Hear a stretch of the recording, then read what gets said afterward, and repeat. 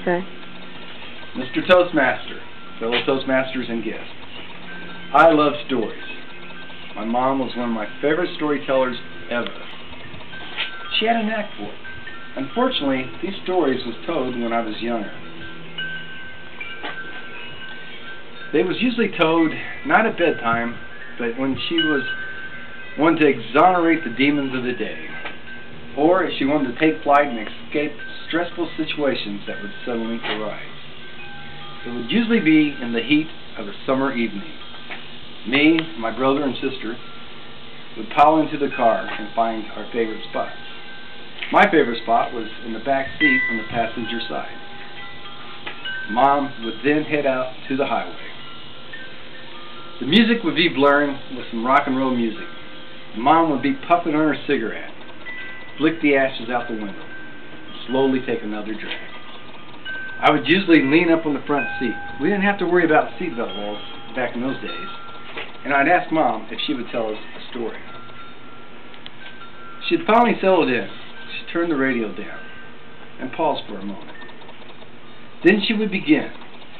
She would transport us back to Beech Grove in the 40s when she was a young girl. She would paint a picture so vivid, I thought I knew the kids that she described. They would come next to the field to her house because they had a big street overlight and they could play well into the night. They played games like stickball and kick the can. This is the years of World War II.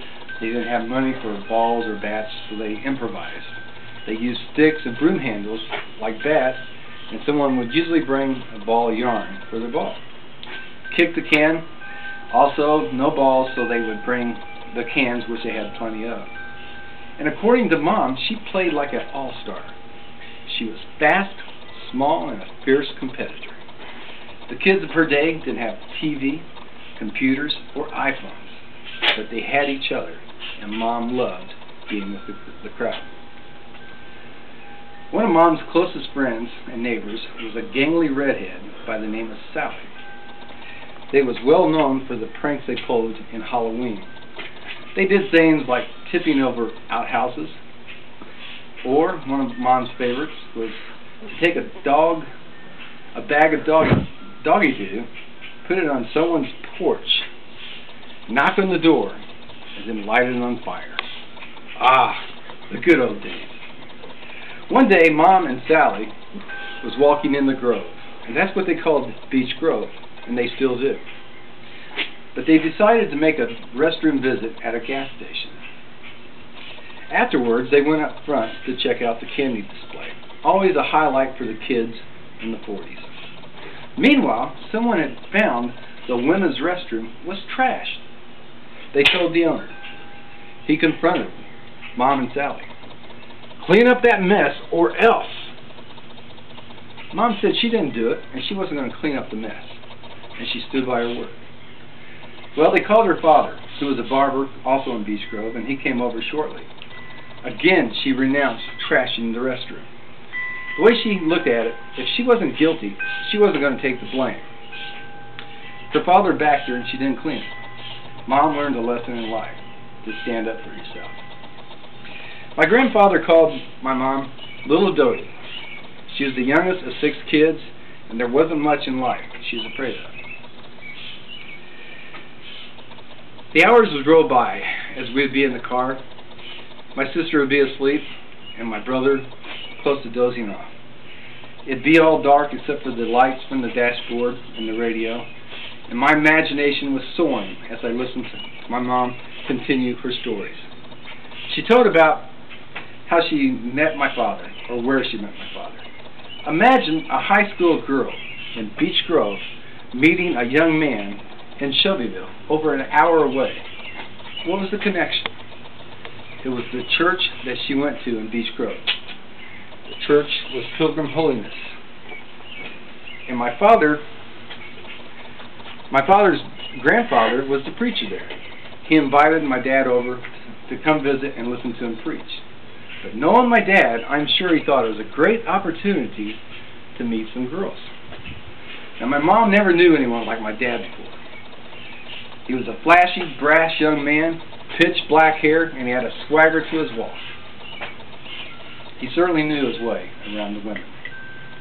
I always liked this story because it always said how, as a kid, I never could imagine my parents being a young couple in love.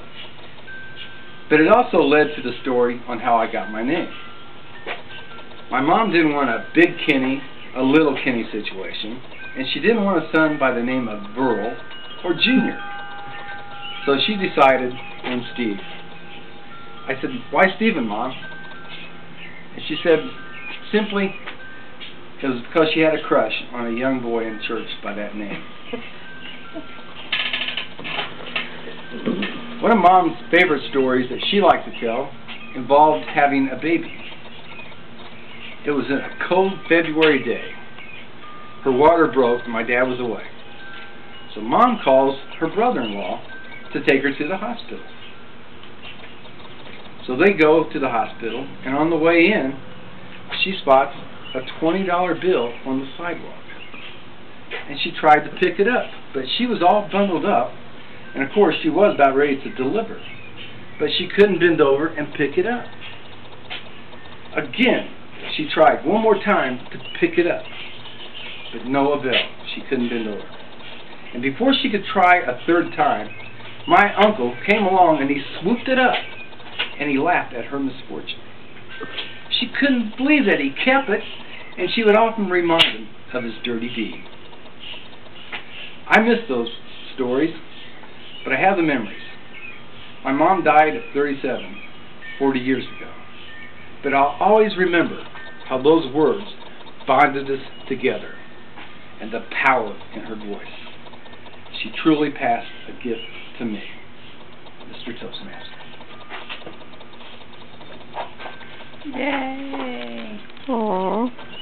That is an excellent. That's good, Steve. He didn't show up when she was young. I know. I got into the speech.